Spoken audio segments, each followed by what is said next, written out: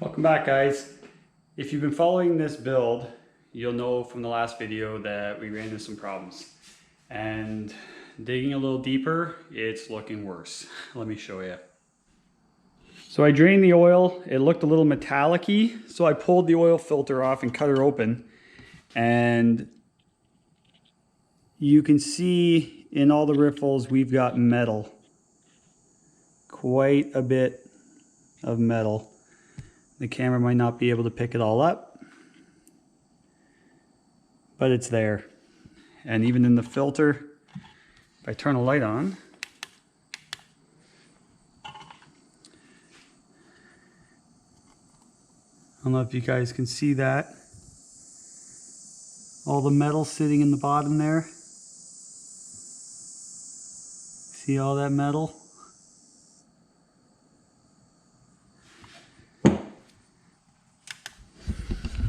Looks like we're pulling the motor. Oh well.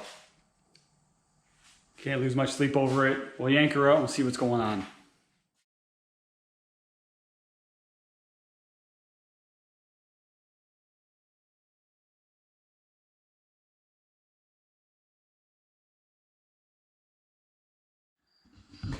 Well, unfortunately the camera died, so I wasn't able to film everything last night, but we just kept pounding away because I wanted to get the thing out and tore down and see how bad it was inside. So I didn't film it, but I'll show you what we found.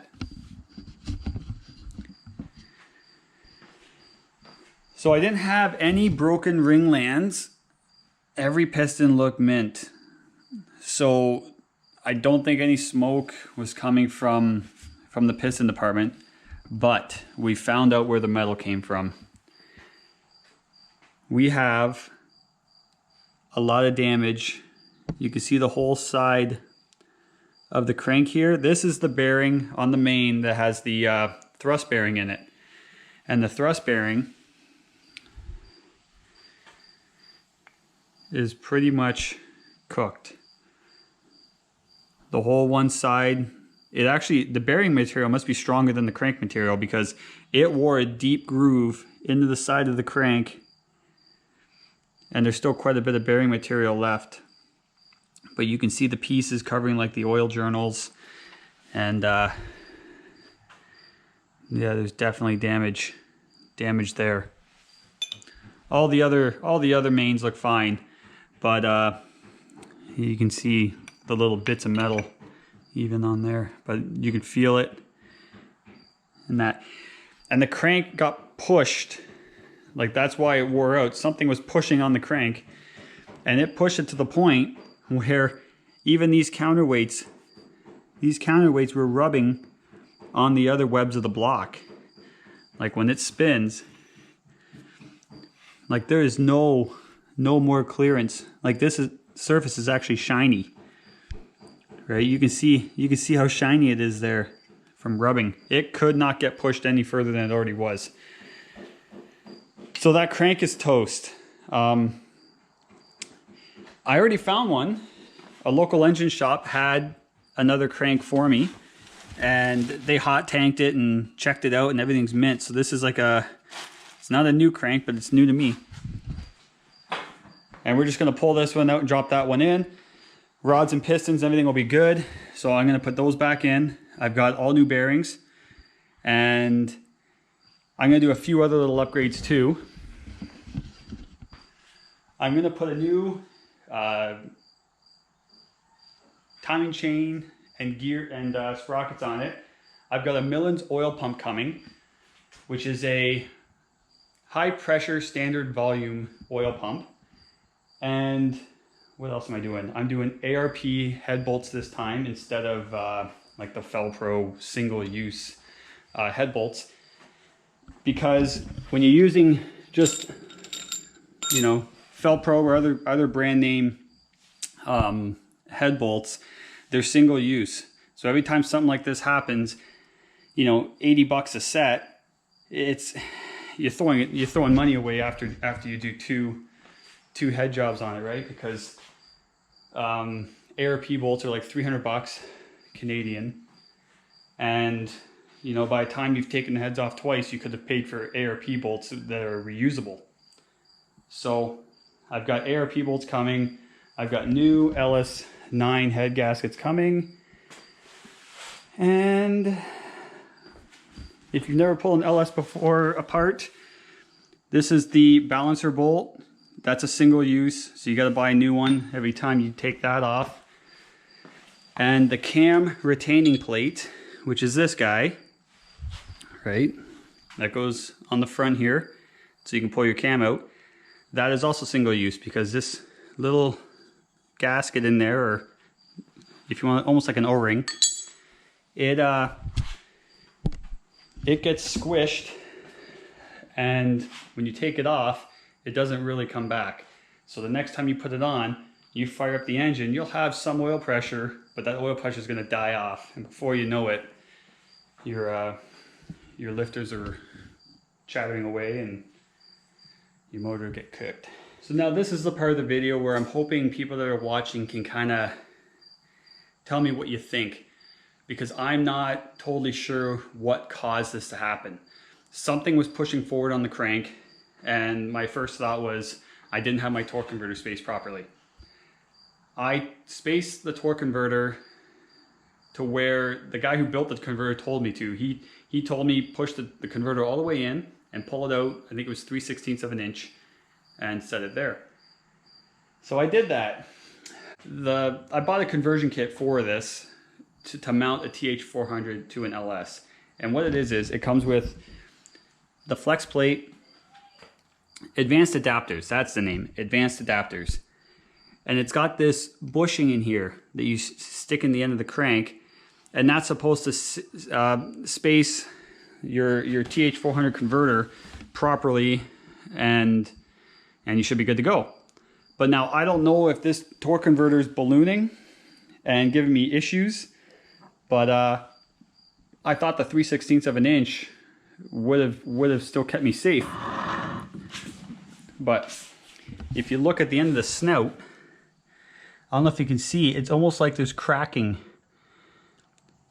down in there. I don't know if the camera can pick it up or not. It's hard to see.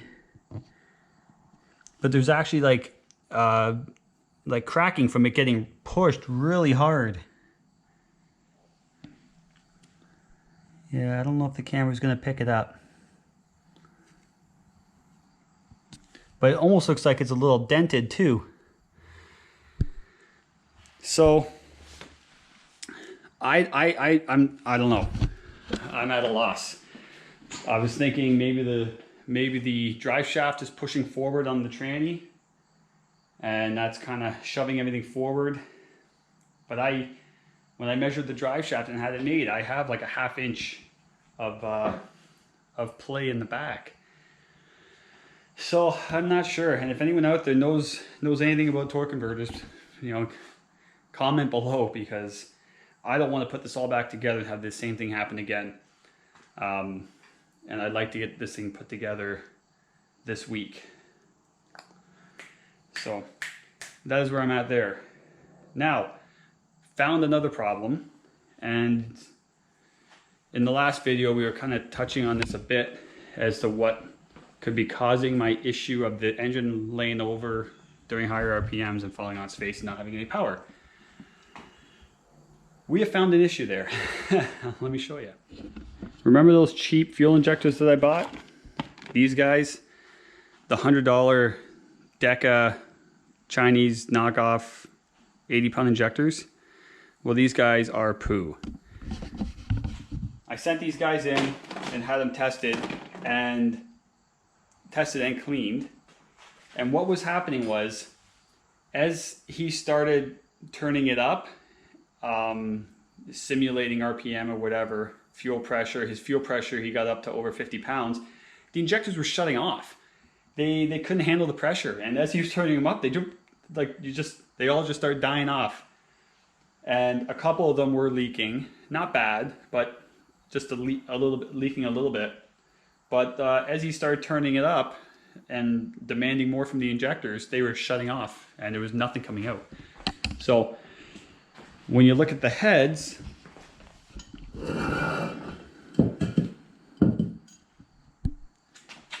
I can pretty much tell you which ones were shutting off. Like lean, lean, rich, rich. So some of these guys, right, like see how hot some of the valves were getting there. Some were rich. I bet you that was one of the ones leaking. Some were leaning out because the injectors were shutting off. And even some of the spark plugs, the straps were white on the end of the spark plugs. Some were black. So fuel injectors were a problem. I tried to cheap out and save some money, but this is, I guess, one of those spots where it's not worth cheaping out on. So if you're going to be buying injectors, that's one spot that you're going to have to invest some money into.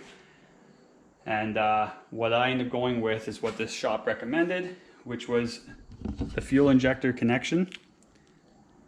And these are 1000 cc injectors. Oops. And these hopefully will solve that issue. Now, they are not $100 for a set. They are a little over $100 per injector. So it kind of hurt a little bit to buy them, but if it's needed, it's needed. So because I spent $1,000 on injectors, I would love to have put new forged rods and pistons in this when I did this, but that's just not going to be in the budget. So I was able to find, like I said, I found another crank for about 300 bucks. I'm going to put it in with my new bearings, and then I'm going to upgrade some other stuff like my oil pump and timing set and stuff, and try and get this thing back together. But I'm still nervous about it happening again. So if anyone out there has any ideas as to what could be causing this, please comment. And I got to talk to some more guys. I already talked to the guy who built the torque converter, and he doesn't seem to think it's any problem with the torque converter. So, and I won't be able to double check the drive shaft until I get the engine bolted back up to the tranny and sitting in where it has been sitting. But yeah, if anyone knows anything about these adapters, anything about these bushings, because I don't know if that part right there is pushing too hard into there. I just don't know. So that's where we're at. We found where the metal was coming from. We found out why the engine's laying over on its face.